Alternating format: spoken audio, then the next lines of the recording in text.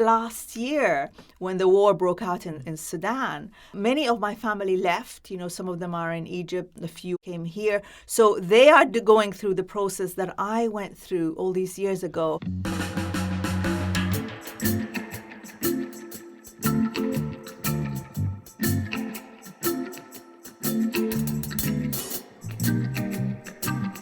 This is Writer's Mosaic in Conversation.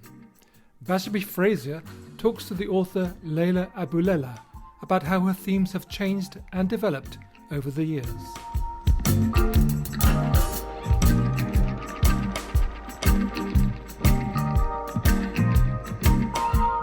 I'm Bashabi Fraser. I'm on the editorial board of Writer's Mosaic. It is a pleasure to have the eminent Scottish Sudanese writer Leila Aboulela with us today. Thank you, Bashabi. You have a rich heritage from your Sudanese father and Egyptian mother. You were born in Cairo and have grown up in Khartoum. You've had the happy experience of visiting your mother's family in Egypt. Would you like to describe how these two cultures have influenced your writing? Well, I grew up in a mixed, environment. So my father had his own, Sudanese culture, and my mother had her Egyptian culture. And also they came from very different backgrounds. My father was, one of the first in his family to go to university. He came from a wealthy merchant family who actually made their money, during the British colonial period, in the cotton agriculture. And my mother came from a very different background. Her father was a professor. And her mother was, also a very educated lady who wanted to be a doctor. And so my mother's family and my father's family were very different people. And it was lovely for me to move between these two very different worlds, back and forth. And we spent the summer month, and in those days, there would be long school holidays. So it'd be like 3 months in the summer, we'd go to Cairo, and then we'd go back to Khartoum, where I would go to school and meet my friends. And so it was nice seeing this variety and knowing that the world could have, different kinds of people from different backgrounds who could still come together and could still, love each other. But at the same time, there was no covering of the differences. There was no pretending that there wasn't friction, between my mother, for example, and her sisters-in-law, or between my father when he went to Cairo and experienced colorism, for example. So we were aware of all that was that this was going on, and all this was very enriching for me as a young girl, quiet and looking at all these things happening around me. Now, that has been a very enriching experience for you, and I think I love the idea that there was no conflict, both were proud of their backgrounds, and you absorbed two cultures, and that's what made you an observer. I think that's what makes you the writer you are today. When you were a child, Leila, your mother astutely realized that the balance of world power was shifting from Britain to America, which is why she sent you to the American school in Khartoum. As you say in a memoir of your experience there, for your American schoolmates in Khartoum, the Sudanese did not exist. What an irony. Did your school experience give you the resilience you needed in later life, and did it prepare you to become the kind of writer you have become today? It made a big impression on me being in the Khartoum American School, and I was there from the age of 7 to the age of 11. And the years before the age of 7, I had gone to a private, Sudanese school where I was surrounded by Sudanese teachers and Sudanese students. So going into the school was a shock for me at the age of 7. I was put down a year. It was this sudden encounter with American culture that I hadn't known before. The school was not meant for Sudanese students. It was actually built for the for the oil workers, employees of Chevron, and the missionaries and the American embassy staff, and so this was their little bubble. And they didn't want to have anyone come in, and they no one really understood. I didn't understand what I was doing there, and they didn't understand what I was doing there either. So it was quite a shock. But I was so impressed by the supplies, the books. It was so superior to what I had in the Sudanese school. I remember now the textbooks, the pencils, the booklets. They were just such a joy for me. The library, for the first time in my life, to see a library, and I fell in love with reading. And we had a library day, every Tuesday, even I remember, was library day, and that's when we would go and take books out and borrow them, and then write a book report. And I fell in love with all of these things, and these childhood books, stayed with me, these very American books, Charlotte's Web and Little Women, A Little House on the Prairie, and so I think that this made me the writer I am today. I know I always go back to this love of reading, and also what was interesting in that school is that because I was so lonely, and because I didn't feel I had a lot of cultural issues with the students and the teachers, the books became a kind of a haven. They became a place of safety where I could go for comfort, and the library was the place that I loved, and the books were the places where I felt that I was at home in. So that also started this feeling that reading is a comfort, that reading is a place to go to understand or to try and make sense of what is happening around you. Yeah. And that's brilliant because that's the positive you took away from your school, the reading. And that leads to my next question, because it's about education. You come from a highly educated family in Sudan, with your father having studied at Victoria College in Egypt and then Trinity College Dublin, and your mother was a professor of statistics at the University of Khartoum with a doctoral degree from the University of London. Very cosmopolitan. You yourself have an economics degree from the University of Khartoum and an MSc and MPhil in statistics from the London School of Economics, where my parents were too. Has this East-West education in both your own immediate family and in your own career shaped the way you depict the experience of characters in your fiction? Yes, I guess it did. I wrote a lot about students. A lot of my early stories and, were about students coming to study in the UK. And this, as you mentioned, was an experience that, my father went through, my grandfather went through. And so that is something that I wrote about, university settings. I'm comfortable in that, in the university setting. So this, did shape the writing. But a lot of what, my mother was doing, statistics and demography, and my father was studied economics. So this love of literature and reading, that was something that I was on my own with. And even, my education wasn't in that. It was something that I self-educated myself. And in a way, this is a good thing because I was free to follow my own interests, and I felt confident in my assessments of reading just because I hadn't been marked academically on literature, so I could just do it by myself. So that was, in a way, was a good thing for me. And of course, once you have the basis of education, of research, of having these transferable skills, you can then use them in whatever profession or whatever, vocation that you choose for yourself. And it was very special for me that literature was something that, that I went to on my own, without without it being ever a kind of a formal sort of a career where I had to get good grades and things like that. Yeah. It all sounds very liberating, your own background, the way you've come to literature. your love of humanity, which has brought you to literature and writing.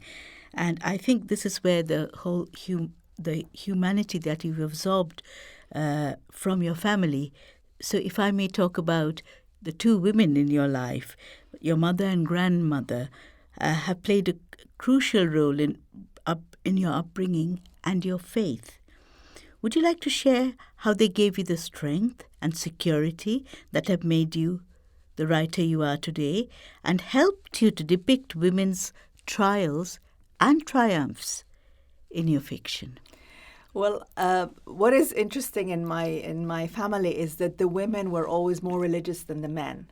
So we all kept having these situations where the men would be very liberal, and then we as women would be the ones who are more spiritually inclined, a little bit more reserved, a little bit more practicing and interested in practice. So I never had the experience that the kind of the cliche or true in the lives of many other Muslim women of having this strong patriarchal control and having this figure of the man of the house being very stern and religious. It was very different in my case and in my mother's case. We had men who were very supported, very, very westernized, I guess. So for me, religion was a kind of internal thing. It didn't have to do with how you went about your life, your exterior life, or whether you wore hijab, or whether you traveled, or whether you studied. Or it was very much about praying, about fasting, about reading Quran, about studying these sacred texts and trying to understand them in a kind of academic way as well, and being interested in, this is, for example, this verse of the Quran. It was interpreted in that way by this scholar. It was interpreted by that way and by another scholar, and to take a kind of an interest in this, and also to feel all the time that there's a divine purpose in life. We're being looked after. We're being protected by a God who is powerful, and that we are. We have this intimate connection through prayer with God Almighty. So that was very nice, and very sustaining and very nourishing, especially in normal times of trouble that any woman would go through. Your child is ill, you have difficulties in your marriage, or this, or that, or the other, all the problems, and later on, career issues as well. We would always have this. This root of support and also the kind of understanding or the perspective of life. So that was that came very much through my grandmother and my mother. And I was always, I have a lot of memories of seeing them reading the Quran and seeing them pray. And they're the ones who taught me how to pray, and they're the ones who I went to if I, had any questions. Mm-hmm. The power of prayer. Yes. And the power of being able to read and interpret for yourself came from your mother and grandmother. Yes. That's excellent. Yeah. You have lived in Khartoum, in Jakarta, Abu Dhabi, Doha, Dubai, and you have visited Cairo several times, and Aberdeen is home for you, Leila. Yes. So do you think that this experience of living in several worlds has made you acutely sensitive to the experience of immigrants and the adjustments they have to make to rebuild their lives and find meaning in their adopted country? Yes, but it was mostly my own move to Scotland. That was a very big move for me, a very big step for me, because it had this feeling of permanency. It wasn't, that you're going to study in a place and leaving it, or going to, for a couple of years and leaving it and going back home. I had a sense then, even though it was 1990 when I came to Aberdeen, I had a sense that I would not be, going back to Sudan, that this was it, that I was, actually going to be here, and I was going to bring up my children here. So this carried with us a deep sense of loss. I saw what I was going to lose. I saw what my children were going to lose. And I didn't want to live in a fantasy world. I didn't want to tell myself, oh, I'm going to go back and it's not going to happen. So I was very sort of cold and clear about it. And the more clear-sighted I was about it, the more the sense of loss was big, and so this kind of like was a big shock for me, a big sort of event in my life, and I kept writing about it, and of course when you first write, you depend on your own personal experience, but then after a while you can shape the fiction and use imagination to write about different situations, but using what you know yourself. So I was able to do that, to write about people who have moved in circumstances very different than my own, but still to kind of convey their experiences. And of course, I move socially within groups who have also made these kind of moves, and it's even now. I came. When I speak about myself coming to Scotland in 1990, which is 34 years ago, and yet last year when the war broke out in Sudan, many of my family left. Some of them are in Egypt, a few came here. So they are going through the process that I went through all these years ago. And I can see, even though, of course, the circumstances are different, some of the feelings are still there, the way they are processing their new life and accepting their new life. But also, this is the story of our times, really. Immigration is the big story of our times. And it just happened that I lived through this experience. But now, so many people want to make this move. And there's, different opinions about this movement, and how, how it should be handled and so on. But it is there. This pulse is beating. This movement is happening, and so this immigration has become the story of our times. Yeah. Yeah, and quite a card that can be played at will. Yes. Now, Leila, you began writing your first novel, The Translator, in 1992, when you were teaching in Aberdeen College, and then you were a research assistant at the University of Aberdeen. How did you come to realize that you were a writer, and this is what you would continue to do? Well, it just happened. I was new in Aberdeen, and I had a lot of these homesickness thoughts, and you have to remember that you would remember, but maybe younger people would need to be reminded that we didn't have internet, we didn't have Facebook, the phone calls were so expensive. Do you remember the cards you had to buy from the news agent to get to do the international phone calls? So we were truly cut off. There wasn't this day-to-day. My daughter-in-law now, she has a baby, and her mom is in Pakistan, and daily they are on FaceTime. Daily the mom sees the baby. I had nothing. I had no such support. So we were completely cut off in those days. And so, the feeling of alienation, the feeling of also not getting advice on how to live here, or maybe now they're better at giving advice, or there is more support and there's the internet. But at that time, even like the winter clothes for a baby or things like that were all perplexing. So I had a lot of things going on my mind about all of these things, and there didn't seem to be the space to talk about them. And whenever I met other immigrants, they didn't seem to want to discuss any of these negative feelings. The atmosphere was very much of either we need to survive, we need to support each other in surviving, or we need to pretend that we're back home and let's just for this hour have our gathering and shut out the world. And so nobody really wanted it. If you brought up a subject, they would consider it then that you're disruptive or you're, they don't want to talk about things like that. So like bringing up children or how our children are drifting away from our culture. They don't know our language. They don't know our religion. These kind of topics were not discussed. So for me, fiction then became a place where I could take these concerns and put them in the paper and play with them.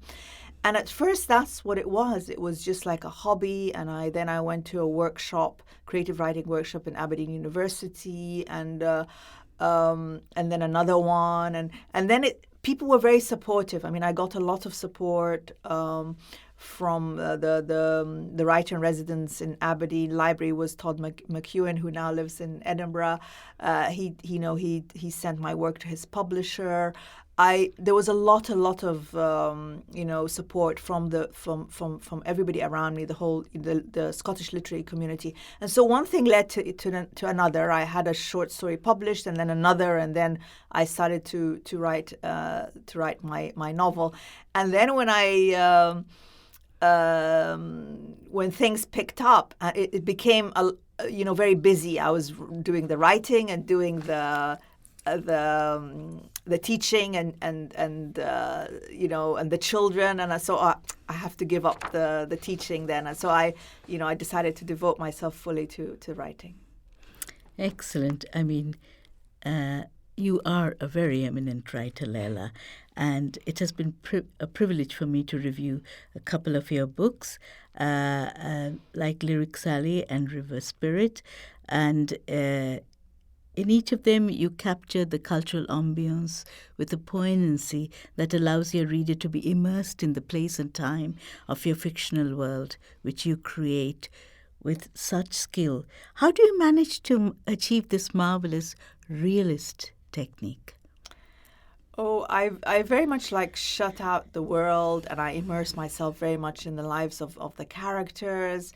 I try and stay in the zone of the writing even when I'm not writing. So, for example, I'm writing now about an elderly lady, in her 70s. So when I'm not writing, I'm reading novels where the protagonist is elderly, or I'm, watching films. I choose to watch films like that. So all the time, so that I'm all the time in that zone. And so this causes kind of this results in this immersive experience. Excellent. And you have the linguistic advantage of being bilingual yourself, 2 international languages, English and Arabic. Would you say that your knowledge of Arabic writers has stimulated your writing and enriched it, even when you're writing in English? Yes, my Arabic is strong. It's my first language, and it's the classical written Arabic is strong, and I read in Arabic. It's not strong enough for me to write in Arabic, so I that's why I write in English. But certainly my reading, I grew up reading Najib Mahfouz, Tayyib Saleh, Nawal al-Saadawi in the original Arabic.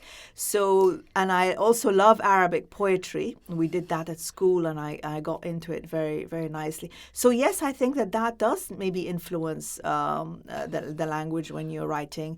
And it helps me a lot when I did my last novel, River Spirit, with the research in Sudan. I read a lot of Arabic sources and Arabic texts. So that was extremely useful, because some of the things that were translated or chosen to be translated were, had a particular political slant. So, reading in the original Arabic gave me a wider and a more diverse sources. Mm. And you could interpret it for yourself. Yes, I could interpret it for myself, yeah. Excellent.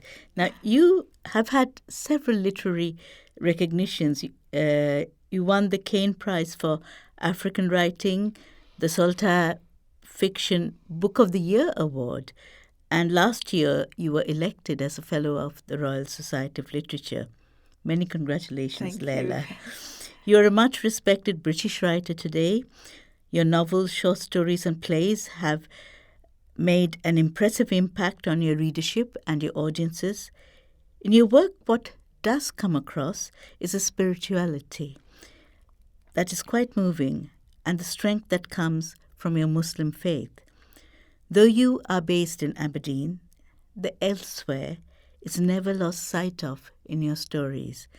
Would you like to share with us the significance of some of your themes in your writing, spirituality and your faith, and the elsewhere? And elsewhere, yes. I think especially now that I turned 60 this year, and you kind of, I guess I feel that more and more that the truth that I learned, and that was I was taught through Islam, were the ones that lasted, that held through. The fact that life is temporary, the fact that we are all journeying in from beginning to the end. And I think also having this big picture, being always aware of the big picture, which is what spiritual practice does.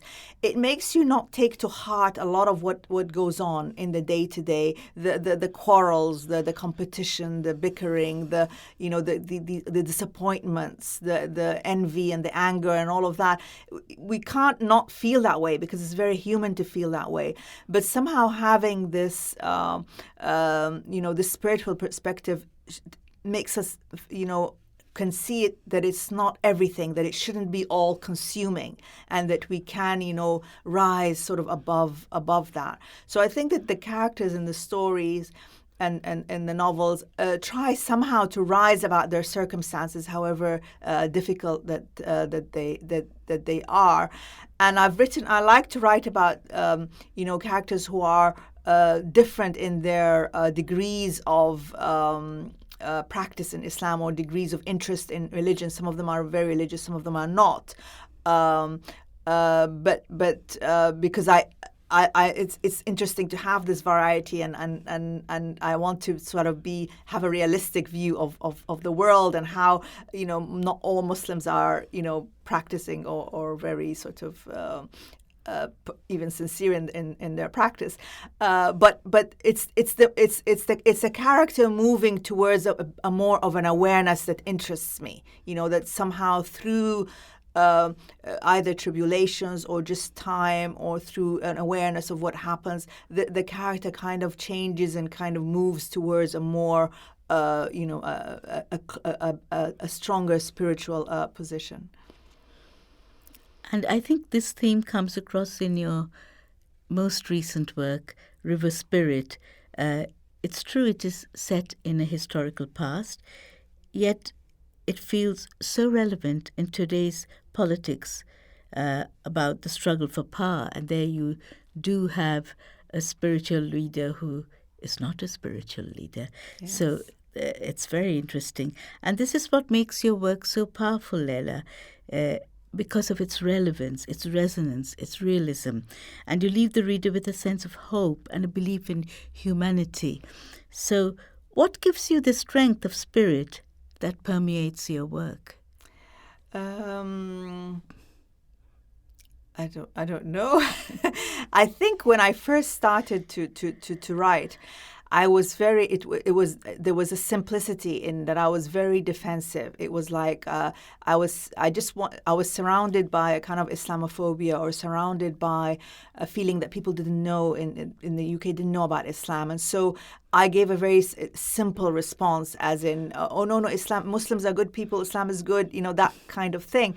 But then as time went by, and as I matured, I began to go more into the negative sides, and with River Spirit, it was I was showing how a movement like something like Boko Haram or Daesh, ISIS could start, and how it had happened before in the past, and how there once in a while there seems to be this problem within Muslim communities, a kind of a struggle between an oppressive government or oppressive leader and people who are trying to get some kind of freedom, and then so they rebel, and this rebellion becomes not only a rebellion against the leader, but also a kind of rebellion against traditional religion. And so I feel that now I'm kind of more, confident and not writing with, my back against the wall, which was certainly the mood at the time. People remember the years of the war on terror and how it was very, very difficult, and the media was very, very, hard on Muslims at the time. So for me, as young then and not, very, still writing my second novel or my third novel, I was very much, kind of wanting to kind of give a defense. But now I feel it's become more complex for me. Yeah, actually, what you speak about is quite universal. You have oppressors from Islam and liberators from Islam. It's everywhere, Yes, isn't it? it is. And it's when religion becomes a tool that this happens. But then there's humanity in your novels, and that is your hope. I think that's what you are trying to establish, the humanity in Islam. And so what message do you have for aspiring writers, Leila, who are from elsewhere, here in Britain today, to writers of colour who are considered a minority, but who actually belong to the global majority? Well, I say that we are very lucky because we have treasures, that we have stories that haven't been told. We have histories that no one really knows about, or they know very little. So really, we've got gold mines in in our yards. So speak to your grandparents. I'll say to them quickly before the time goes. Go to your parents, go to your grandmothers and grandfathers, and take their stories. There's things that haven't been written down. There is histories that nobody knows about. As a young person, know that what becomes mainstream is something that the powers in the world choose to say that it is mainstream. And what becomes the subject of popular films and popular books and all of that. So don't. Be aware of that. And yes, it's tempting to follow the flow and to write, the same as what other writers are writing. But, you as a person of color, as someone from the global South, you've got all this rich heritage. So, mine it, and you will discover wonderful things, and the world will thank you for discovering them.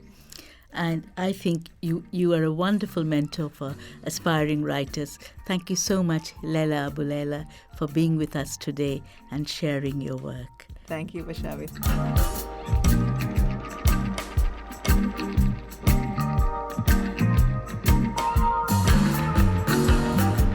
Leila Aboulela was talking with Bashabi Fraser.